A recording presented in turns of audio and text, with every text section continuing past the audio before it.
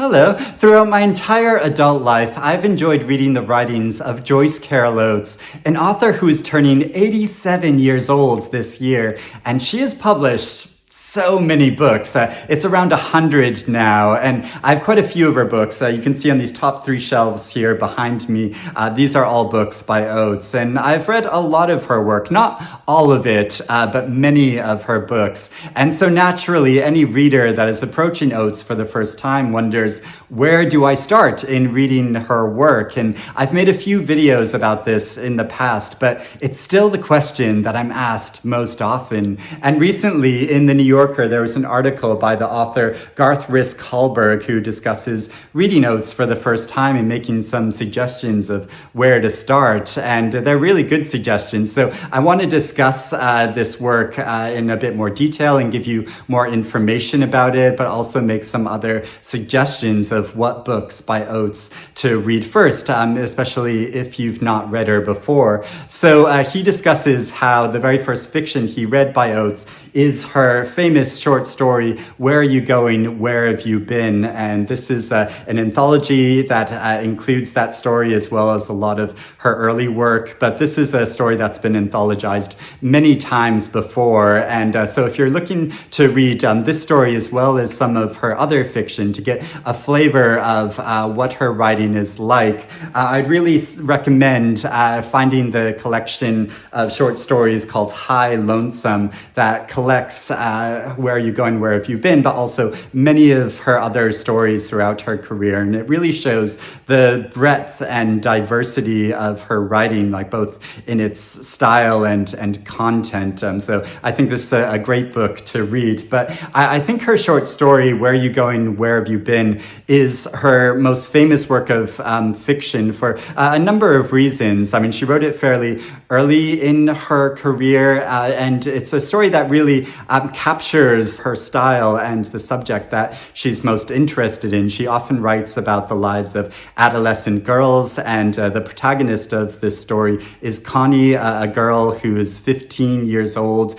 She is very pretty and very spirited. She has a very conflicted relationship with her mother and family, and she really wants to go out and experience the world. And so it follows her as she encounters a man named Arnold's friend who comes to her house and wants her to go away with him and his friend. And it's about her conflict about does she get in the car and go away with him, or does she stay at home? And then there's something quite sinister about him, so she's quite mistrustful, but she's also quite seduced by him. And so I think the great thing about this story is that it works in a way of the kind of realism of the story of a tale of an adolescent who is faced with this conflict and is being drawn out into the world by a slightly sinister force, and about the question of whether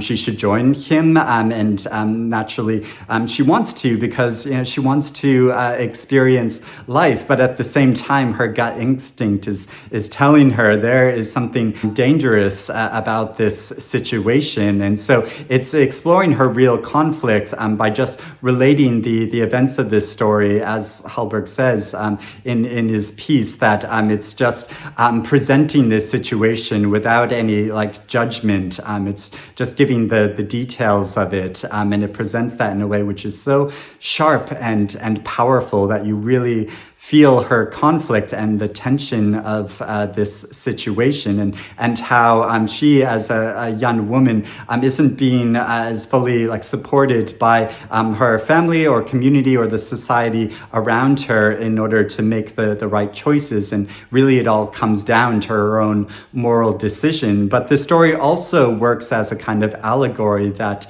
Arnold's friend could be interpreted as a kind of devil-like figure that is seducing her away from a life of stability and goodness. But then the question is, would she be really happy and satisfied with a life that is secure at home, and if she just stays safe, or should she go out and experience the world? So it really plays with the whole tension of that question in a really expert way. Hallberg also discusses in the article that his first passionate re-engagement with the writings of Joyce Carol Oates is in this anthology called American Lawn Story that's edited by Richard Ford, and this includes fiction by authors like Eudora Welty and William Styron, Jane Smiley, Cynthia Ozick, Philip Roth, but also Joyce Carol Oates, and a novella by her called I Lock My Door Upon Myself. And so this is quite a short book that was also published separately, which follows a woman who is contemplating and recounting the life of her grandmother, who's just nicknamed Kala, and about her life in the late 1800s, and how she was quite an eccentric character and figure and member of their family that really stood out. She had this like fiery red hair, and she was just like her own person. And I think we all have family members like this that kind of like stand out or slightly separate from the norms in our family, but who are really striking figures and who are part of us, that we've inherited traits of ours, and so we're naturally curious about them. So it's contemplating and recounting her life in a really meaningful and striking way, which also uses this very realistic style of just like presenting the details of her life, but that have this undercurrent of emotion throughout the entire story. There's also Joyce Carol Oates' most famous novel, probably called Them, which won the National Book Award in 1970. I have this special Franklin edition of the novel that includes this great illustration in the title page. But this novel was quite significant for Oates. It was part of her Wonderland Quartet, which is 4 books, which are only thematically connected. They're not connected by character or story, but they're all novels that are exploring different facets of American life. And in them, it follows a family that's down on its luck and follows the different members of this family as they struggle to survive and attempt to realize the American dream. And it follows them through different stages and throughout many years, including through the 1967 Detroit riots, which was a real incident that occurred when tensions between the local police and the local African-American residents grew. The tensions grew so high that there were a number of riots that occurred, and this led to a lot of conflict and violence and death. And Joyce Carol Oates was living in Detroit during this time, so she experienced this firsthand. And so the descriptions of this in the novel are especially vivid, but also recounting these many different family members, all of whom are both sympathetic in some ways, but also a reader could be quite critical of them, and they make some horrible decisions and engage in some terrible action as well.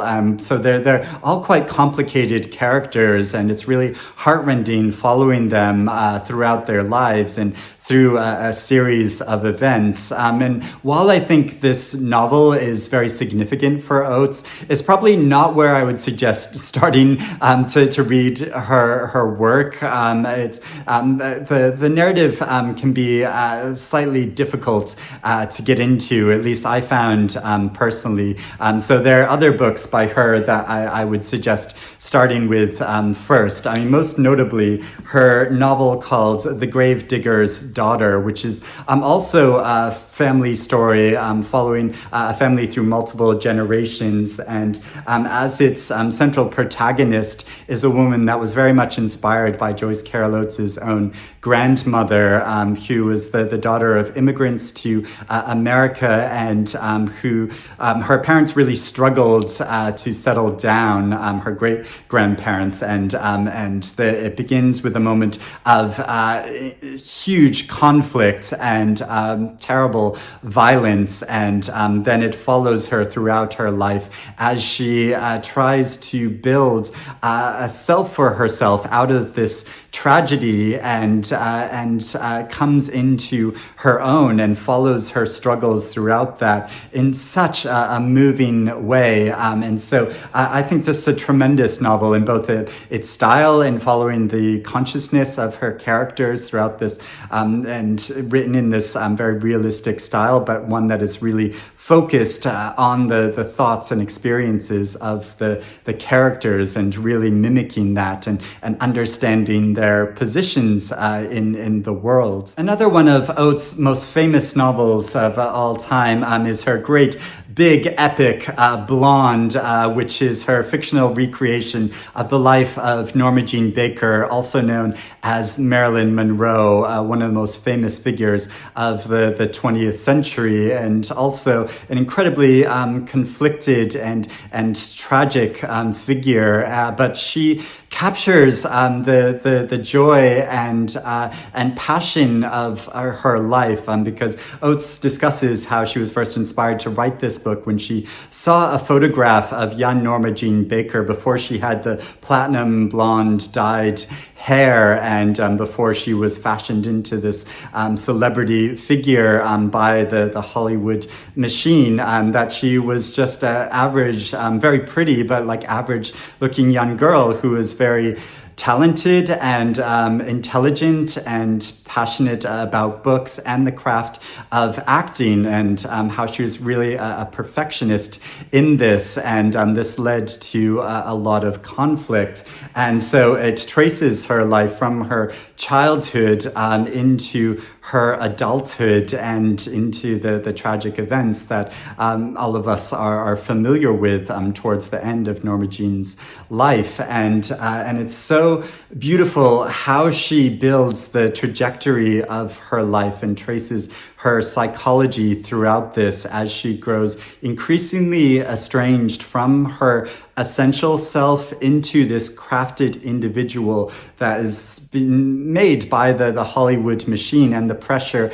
of fame and wanting to satisfy both the studio executives, but also the public, and but also wanting to realize her craft, and through the events of history, how this leads to so much inner turmoil and conflict that she's really driven to this crisis point, and how it traces that from this early, more like realistic style of writing to one that is increasingly surreal, as it is so closely connected to her consciousness, because she is becoming detached from reality. It's incredibly powerful how Oates does that in this story. But as Hallberg notes in the article, it's quite intimidating to start with this book because it is one of Oates' longest and one of her most ambitious books, but also one of her greatest, and